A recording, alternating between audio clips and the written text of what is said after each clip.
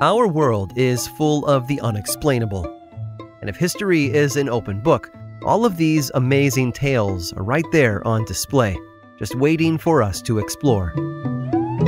Welcome to the Cabinet of Curiosities.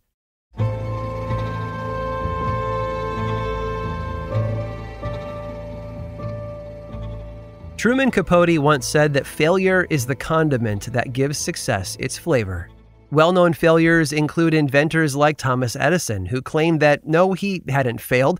He just found 10,000 ways that didn't work while developing the first practical incandescent light bulb. Colonel Harlan Sanders had a long history of failed businesses throughout his life. After working on railroads in his younger days, he set out on his own, starting a ferry boat company, a cafe, and a motel, all of which failed. Then, in 1959, with only his savings, a $105 Social Security check, and a secret chicken recipe to his name, he franchised his fried chicken restaurant at the age of 65. But there are those who never get past their failure. Not only do they embrace their aversion to success, they celebrate it. Author Stephen Pyle wrote an entire book about humanity's inability to get out of its own way in his 1979 compendium, The Book of Heroic Failures. One entry discussed a museum exhibit in northern England where an ancient Roman coin had been on display. The plaque beside the coin stated that it had been minted between AD 135 and AD 138, and a big letter R had been stamped onto it. It would have been an impressive piece, but only if you worked for the Robinson's soft drink company. The coin hadn't come from ancient Rome. It had been a plastic giveaway from a soda company to anyone who had collected enough bottle labels to earn one. Another entry told the story of Desert Island Discs, a popular radio show in Britain during the 1970s. The concept was simple, and I bet you can guess what it was. The host would ask a celebrity guest about the 8 albums that they would take with them if they somehow found themselves trapped on a deserted island. Roy Plomley, the show's host, had been trying to get the novelist Alistair MacLean to be a guest on the show. MacLean had been the author of the best-selling novels The Guns of the Navarone and Where the Eagles Dare, both of which had been turned into hit films. MacLean wasn't one to do interviews, though, but in this case he agreed and met Plomley for lunch at the Seville Club, a private members club in London. Their conversation started off with small talk, and the two seemed to be having a good time. Then Plomley asked MacLean about his writing process. MacLean had no idea what he was talking about. Plomley then asked about one of his most famous novels, The Guns of the Navarone, but MacLean had nothing to say. It turns out that the man Plomley had been talking to wasn't Alistair MacLean, the author. He was Alistair MacLean, the head of the Ontario Tourist Bureau. But Plomley, undeterred and unwilling to admit his mistake, invited Mr. MacLean back to the studio to record the interview anyway, which was never aired, of course. But perhaps the most egregious failure in the book came from the form of a special club started by the author himself. It was called the Not Terribly Good Club of Great Britain, and its members were some of the worst the country had to offer.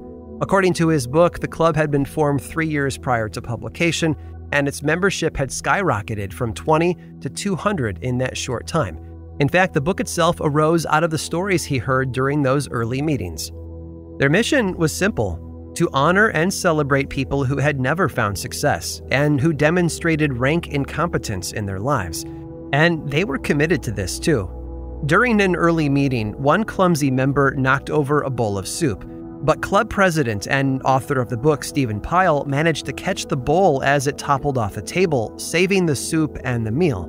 For his success, they forced him to resign, as per the bylaws that he himself helped write. After his book was published, interest in the group grew, and Pyle was forced to disband it for good. You see, he'd included an application for membership in the Not Terribly Good Club of Great Britain in the back of the book. Despite tossing it in as a joke, many who purchased the Book of Heroic Failures actually did fill it out and mail it in. 20,000 readers, in fact, and by that measure, the club itself had become a success. And the book's rapid rise to the bestseller status meant that Pyle had become successful as well. He wrote all about that in his second book, The Return of Heroic Failures. Even though he'd been unsuccessful at remaining unsuccessful, he'd succeeded in finding more stories of unsuccessful folks who had failed to succeed. And if you diagram all that out, connect the dots, and be sure to carry the 1. I think it means his plan was a big success. Or a failure. I'm not entirely sure.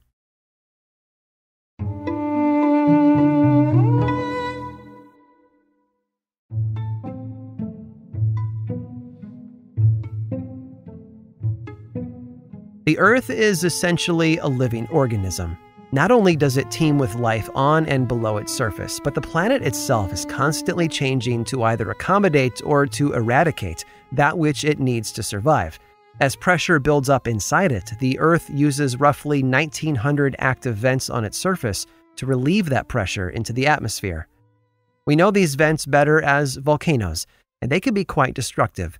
When a volcano erupts, it spews molten lava and ash, which can decimate the environment around it for miles. For example, there is a 700-meter crack near Yellowstone National Park that was discovered in 2015.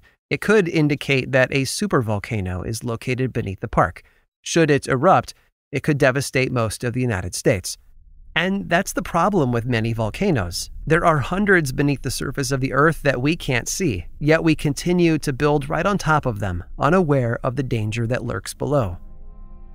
Mexican farmer Dionisio Pulido didn't know that there were any volcanoes in his village of Paracutin, Mexico back in 1943. He'd begun his day by clearing out his cornfields on the morning of February 20th. Spring was only a few months away, and it would soon be time to sow the next round of crops. During the previous week, he and others in the village had been experiencing mild underground tremors. The tiny earthquakes startled them at first, but people quickly grew used to them. He kept working, hauling shrubs from his cornfields to a safe location where they could be burned and disposed of. As the sun moved across the sky and the morning faded into the afternoon, Pulido also moved from one field to another, clearing brush and preparing the soil for spring. Then he noticed something that he hadn't before. A hill. Small, but definitely out of place, like something had whacked the earth on the head and caused a lump to form.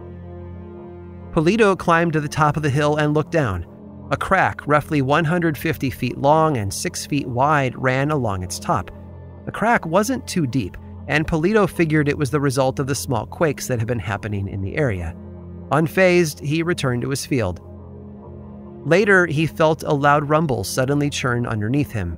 Pulido thought it was thunder, but there wasn't a cloud in the sky. Unbeknownst to him, a river of magma flowed beneath his feet, kicking up sulfur smell like rotten eggs. The fissure hissed and smoke arose from the gap. Pulido finally ran to find his family, but found his farm empty. He jumped on his horse and rode into town where everyone had been waiting for him. Hours later, the small hill on Dionisio Pulido's farm had grown even larger. In fact, one witness described flames that shot 2,600 feet into the air before raining down like fireworks from above. The next day, his farm had been taken over by a volcano over 160 feet tall. After a week, the cone was over 300 feet tall. Ash clouded the sky, and lava flowed from its opening. Over the course of 8 months, the crack in Pulido's farm had become a towering volcano 1,200 feet tall with a lava flow that threatened to engulf the entire village. But that wasn't all. The ash killed crops for miles around and resulted in dunes that spread with the wind. The village was evacuated as the lava took over and eventually swallowed the town of San Juan. All that remained was the church bell tower among the jagged landscape of volcanic rock. After about a year, the volcano seemed to calm down, though it did occasionally erupt every now and then. Scientists took its formation as an opportunity to study how scoria cone volcanoes came into the world, which might save future towns and citizens from losing their homes or their lives. As for the poor farmer who lost his fields, well, he did manage to find the silver lining. He returned to the area that had once been his farmland, and he planted a sign in the rocky ground. It read, "This volcano is owned and operated by Dionisio Pulido." I hope you've enjoyed today's guided tour of the Cabinet of Curiosities. Subscribe for free on Apple Podcasts or learn more about the show by visiting curiositiespodcast.com. This show was created by me, Aaron Mahnke, in partnership with How Stuff Works. I make another award-winning show called Lore, which is a podcast, book series, and television show, and you can learn all about it over at theworldoflore.com. And until next time, Stay curious.